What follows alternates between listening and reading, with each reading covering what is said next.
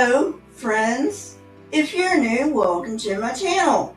If you're a fan or a subscriber, thank you very, very much. I have a little less than 200 to go to 1,000, so spread the word that I've got a channel. This day's topic is Dungeons and Dragons Myth of the Super Predators. Not much else I need to say, so let's get on with the video. Just a quick note, when I say myth of the super predator, I am not talking about super predators in general, because they do exist. I am speaking of the very narrow definition that the Christians stick to. So keep that in mind throughout this video.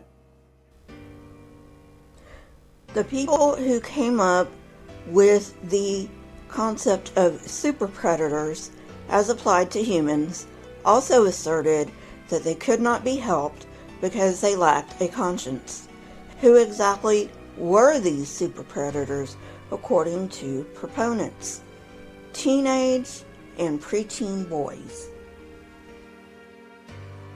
Let's talk psychology for a minute. The prefrontal cortex, or the PFC, is right above our eyeballs. This area of our brains is responsible for planning and also for putting on the brakes before we do something really stupid. It does not fully develop until our mid-20s, and sometimes it doesn't develop at all. Therefore, children, including teenagers, should not be treated as adults because they are not adults. Getting back to the topic, the myth of the super predator actually took place in a time when the crime rate was dropping. The FBI reported in 1994 that all crimes had decreased by 7.7% since 1990, and violent crimes were down 8% in the 9 largest cities in the USA. In addition, by 1995, the homicide rate had decreased by as much as 12% in cities such as New York and Los Angeles. These assertions were reincarnations of claims made in the 1960s, with one huge difference. Proponents did not argue that the youth were good people who'd been corrupted by cult leaders and Satanists.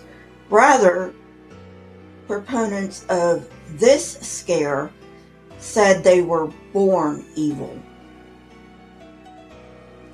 Politicians responded by getting tough on juvenile crime. Laws to try juveniles as adults were passed, putting them in adult prisons and lowering the age for the death penalty. This was also the beginning of the 3 strikes policies, which led to a huge prison expansion program in the United States. For those of you who do not know what 3 strikes policies are, here's the gist of it. If an offender offends for a 3rd time, no matter what the crimes are, they are given a life sentence. Totally over the top, if you ask me. Interestingly, RPGs mirrored such alarmist claims. While books like Body Count presented apocalyptic scenarios where good eventually triumphs over evil, dark RPGs like Cyberpunk offered no salvation. In these games, heroes didn't save the world, but people who could preserve the goodness within themselves.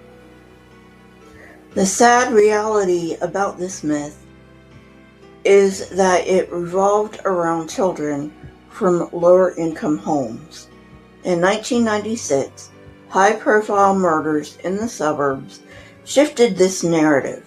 National news reported that these were committed by suburban youth who liked to play RPGs. In an attempt to explain the unexplainable, the media combined the myth of the super predator with the narrative of youth lost in fantasy games. This led, once again, to calls for censoring role-playing games. Well, friends, that's it for today. If you like this kind of content, hit the button, press the subscribe button, and if you want to know when I come out with new content, hit the bell next to the subscribe button. My Twitter, Discord, email, and PayPal links are in the description, along with the source I used for this episode. If you wish to support this channel, you may do so on my PayPal link. Keep learning and searching for truth. Here are a few videos from my library. If you have not watched them yet, go ahead and watch them and tell me what you think. Until next time, friends, goodbye.